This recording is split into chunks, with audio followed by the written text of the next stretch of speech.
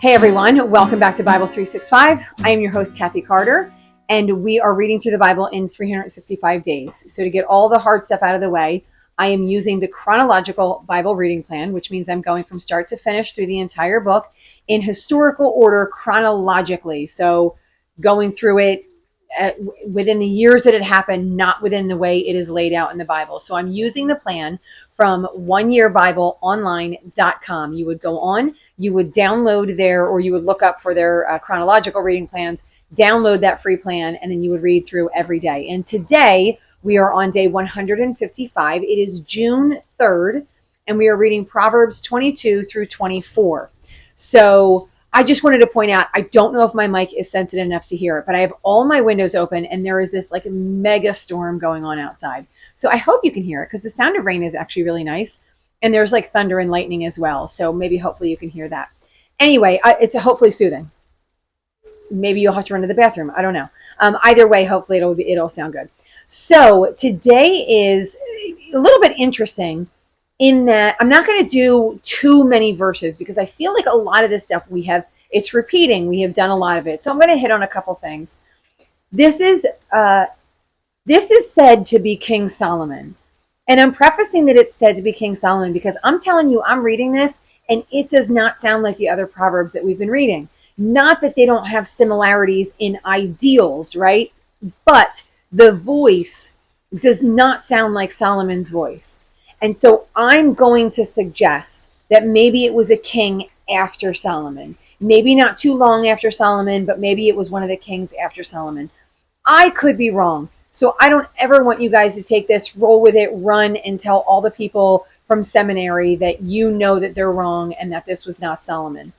I'm just suggesting if you read it, right, as we're reading it, the way that it's written out, right, the poetic form in which it's written out looks slightly different, and the words that are being used are all a little bit different than what he's been using and some of the patterns that we've been seeing. Now, that being said, I feel like it's from somebody that probably is in charge. And so there's obviously an Israelite, and there's a good chance that it is a king. So again, I'm suggesting that maybe it's one of Solomon's sons after that. So we are in Proverbs 22, but we started a little bit of 22 yesterday, and so we're finishing the end of 22. And like I said, it makes this sort of shift, although it's still Proverbs, which means it's still words of wisdom, and it is still written to either sons or the people of Israel. So either way, it is written directly to those people, and they are the ones who are supposed to be following these laws. And I want to make that note because this is all before the promise is fulfilled through Jesus. Does that mean we shouldn't be heeding these words? I'm going to say no way. I'm going to say this is God's wisdom. This is what God, a lot of the things are what God, and not, let me say everything, is what God wants us to do. But there are some things in here that maybe don't necessarily apply, like kings, right? We're going to hear something about the way we follow kings. Not necessarily completely applicable to us today, but maybe what he's talking about is he's talking about people who are in charge. But honestly, maybe he's not, because the people in charge then were Israelites. They were fellow Israelites. And we can't necessarily say that about us in our time right now. There's no guarantee that anybody in charge is a follower of Christ. And so the community looks a little bit different. We're not both those of us who live in this country now, we're not both an ethnicity and a religion, right? So we're actually separated. Our ethnicity is one thing and our religion is something separate, where the Israelites, it was all combined into one. So I just want to make some suggestions that maybe some of these things aren't to the letter, but some of them are suggesting things that we should be following now, right? And that's being discerning, so figuring out what that might be. Okay, so enough of that being said. Going into this, he's going right into verse 17, the author, and is saying, pay attention and turn your ear to the sayings of the wise. So right off the bat, he is asking us to stop. And again, this kind of goes along with what I was talking about yesterday. Stop and listen, right? So settle yourself. Don't jump the gun. Stop. Listen to what it is that you're hearing. And then apply your heart to what I'm teaching. So this isn't a matter of applying to do what I'm saying, right? He doesn't say, and then just go out and do it. He's not saying that, although obviously there's an understanding that that's what we're supposed to be doing, but you're applying your heart to it. So again, I've been saying this from day one, all the way back in the time of Genesis, all the way back. There was a car beeping car horn. So I've been saying this from the time back in Genesis, that it's about what's going on inside. So inside there has been a brokenness where we've decided we're our own king or our own God or our own person in charge. And what he's saying is he's saying, I want to change what's going on in here. So then everything out here changes because of what's going on in here. Right. So he's saying, apply your heart to what I teach, right? Which will obviously then turn into your actions. It's pleasing when you keep them in your heart and have them all ready on your lips. So in the time, so he follows up and says, so that your trust may be in the Lord. So when anything comes up, right, we have these things in our hearts and on our lips, so we remember them, right? So this is not something that you never use again. I'm going to zip past this as quickly as I can. I am never going to look at this again. And I'm just going to think that it's going to soak in through osmosis. It doesn't work that way. You need to remind yourselves all the time of all of these things. We need to repeat these things to ourselves instead of those things that say, I don't have enough, I don't do enough, I can't be enough, I don't look a certain way.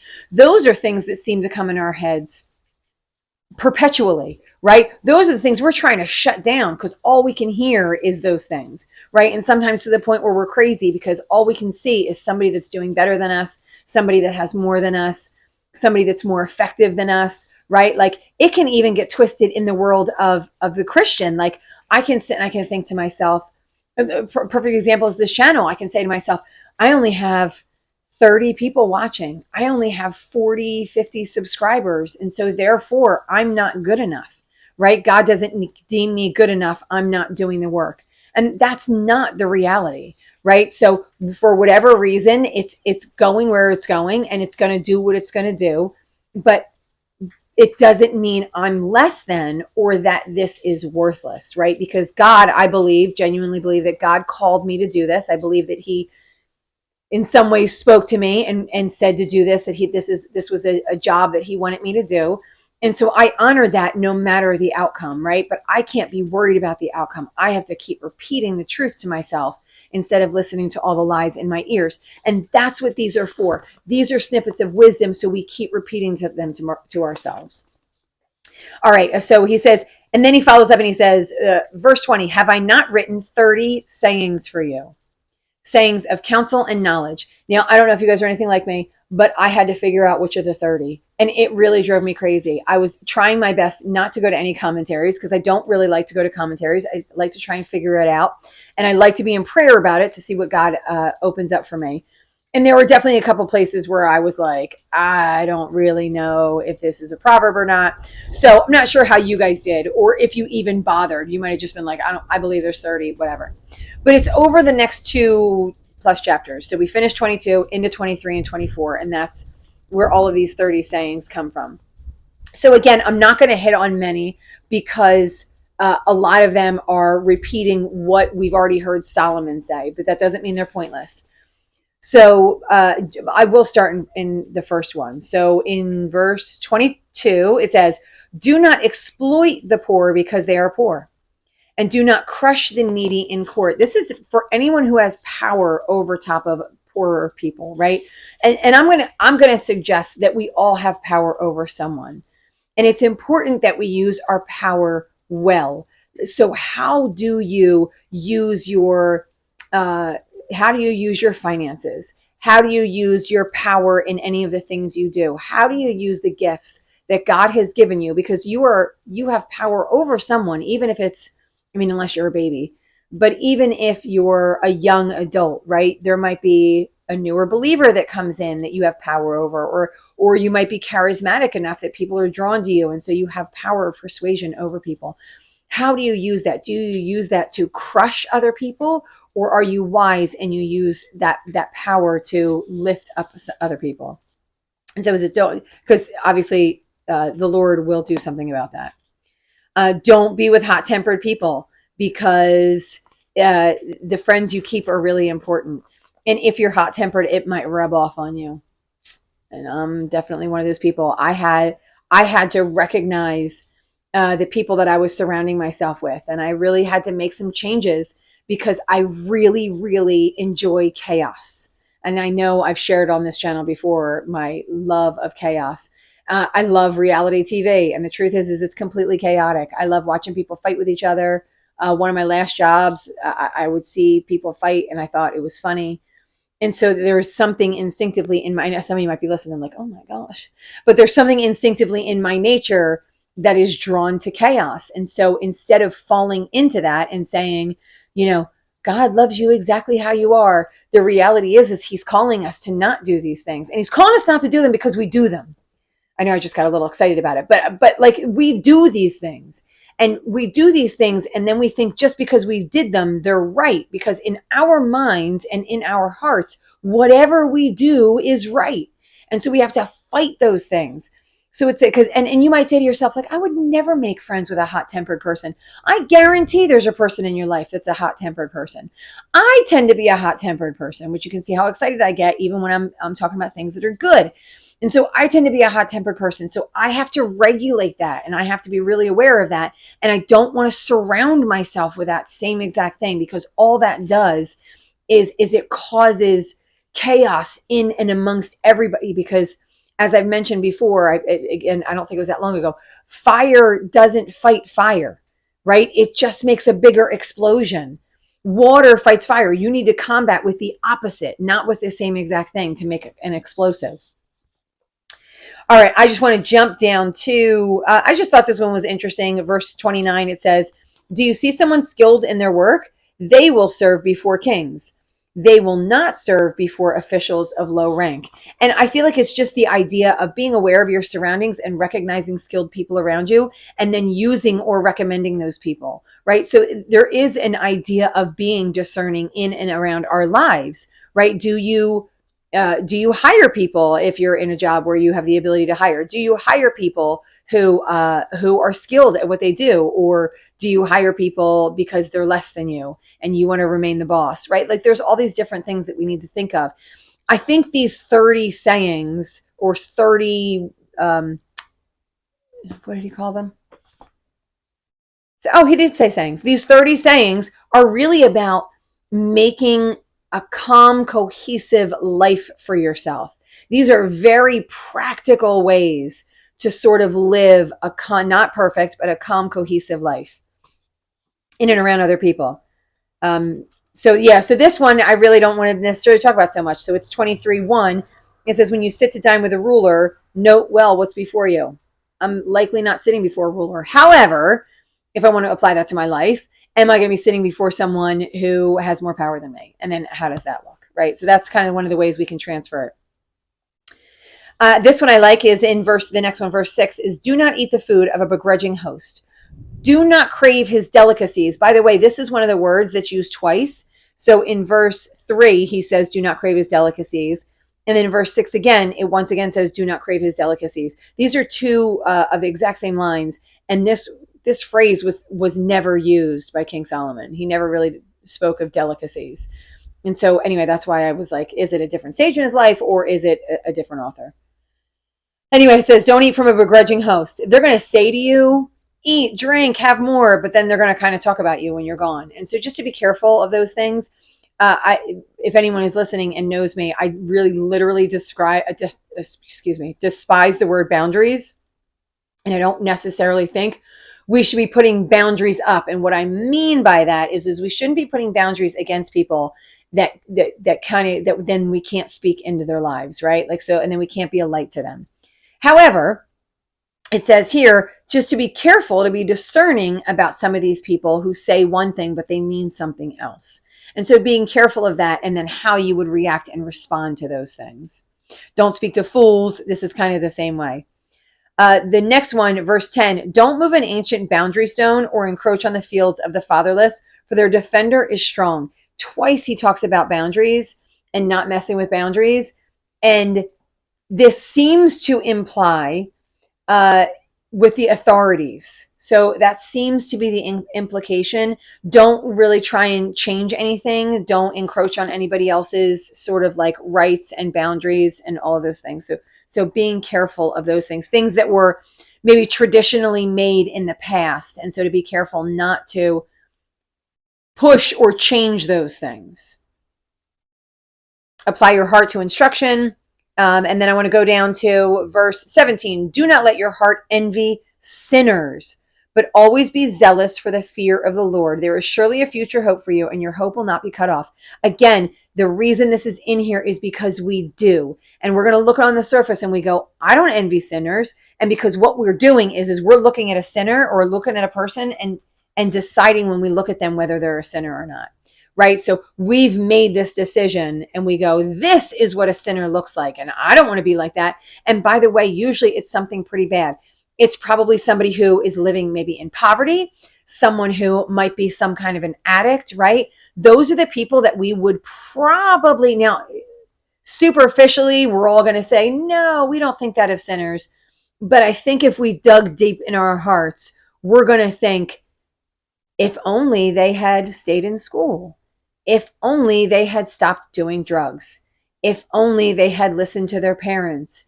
If only they had worked hard, right? Like, so there's a list of things that in our heads we're making judgments on people that look like they're less than. And so I believe what we're doing is we're thinking those are the sinners. And that is absolutely not the reality. The sinners are the ones that have turned away from the Lord.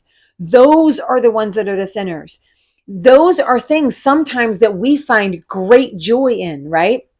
I say reality TV and loving chaos.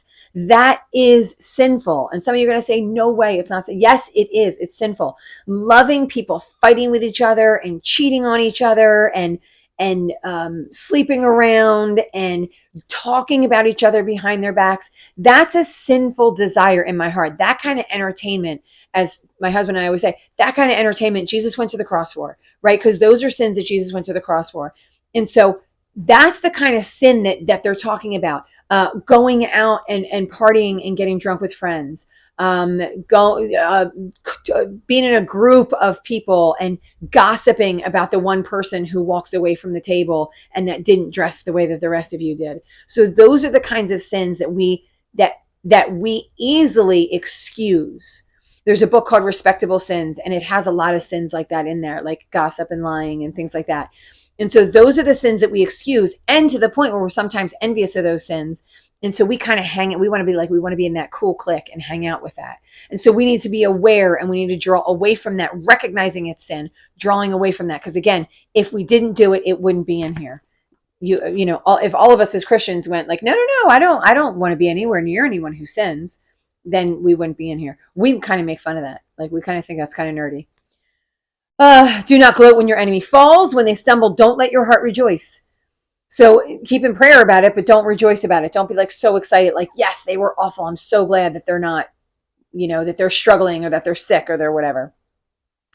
Following in verse 21, it says, for the fear of the Lord and the King, my son. This is, by the way, this is chapter 23. Fear the Lord and the King, my son, and do not join with rebellious officials. So this is another one that I want to make a statement about, that I want to say, does this one necessarily transfer into today? Right? So obviously, fear the Lord and the King, my son. Obviously, fearing the Lord, we're all called to do that. Fearing the King, we don't have a king. So does that mean fear our leader, right? Our one that's in charge? Maybe we can transfer it into that way. And it says, and do not join with rebellious officials. So once again, I'm going to go back to what I said in the beginning, which was that we live in a different time. So the kings then, and this might not make any difference, right? So I want to be careful of this as well. So kind of bear with me with what I say. The king was both Israelite and king. So he was both the leader of all the people, but he was also speaking directly to God, right? So there was a relationship that God put him on the throne, right? And then that king then led the people of the Lord that were chosen out of Egypt to show the rest of the world who he was. This is a different time that we live in now.